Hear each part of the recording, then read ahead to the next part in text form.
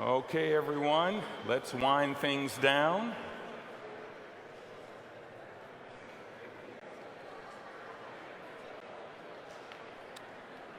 All right, did everyone enjoy their conversations? If you did, let's give a hand clap. Yes. Good. It is always awesome to have meaningful conversations, especially about this subject.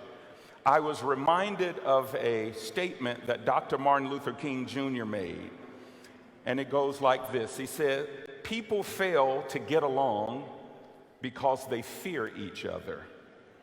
People fear each other because they don't know each other. People don't know each other because they have not communicated with one another." So the reason we fear each other in this particular instance of race, the reason we don't know each other is because we don't communicate with each other. So Josh and Hazen asked me to just spend a couple of minutes sharing with you about a movement that I started a few years ago, simply called Conversations. In the summer of 2016, many of us remember what happened that summer. Philando Castile, Alton Sterling, the Dallas police officers. That was an awful week. And as I was preparing my sermon that week, which I pastor a predominantly African American church in a predominantly white area, in the Alpharetta Roswell area.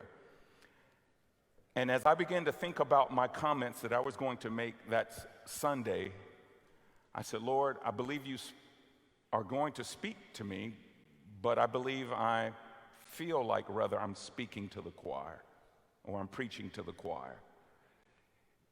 I need to have some conversations, and we need to have some conversations with people who don't look like us, who don't think like us, who don't maybe even vote like us.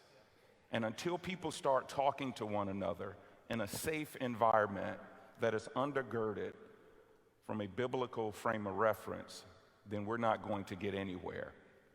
So a couple of pastors and we got together and we started meeting, and we met over a 9-month period.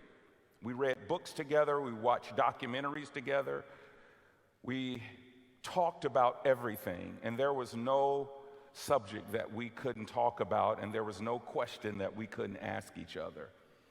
And then these 8 or 9 pastors decided that we now wanted to get our congregations involved. And so Eagles Nest Church, the church that I pastor, partnered with a church called Roswell Community Church, which is a predominantly Anglo church in Roswell. We got together and we had about 250 to 300 people to go through 3 months of having conversations with one another. We met once a week. We had a series of questions that we went through. We met over people's homes. And we didn't know what was going to happen, but what happened was amazing. So many lives were changed. So many perspectives were changed. And so many authentic relationships were forged.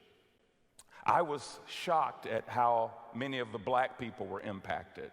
Some of the people said that it was the first time that they ever had a white person to listen to them. It was the first time. They said it was healing to them to be able to share their stories and not have somebody say, "Yeah, but." And so these white Christians were in an environment where they listened. And these black Christians were in an environment where they got a chance to share and open up their heart. And everybody got to know each other, and it was an incredible experience. And so that's the power of conversation. Amen. So a few weeks after that, the Atlanta Journal-Constitution did a 6-page article. At that time, it was the largest article on race they had done in, I think, 35 years, about the importance of churches coming together and sitting at the table and talking about this subject. So that's one of the reasons we wanted to go through what we just experienced. We need to talk about this, not just preach about it from the pulpit, which is very important, but we need to get in each other's homes. We need to go out to lunch. We need to go out to dinner, and we need to talk. And so that's the power of conversations. So we'll continue.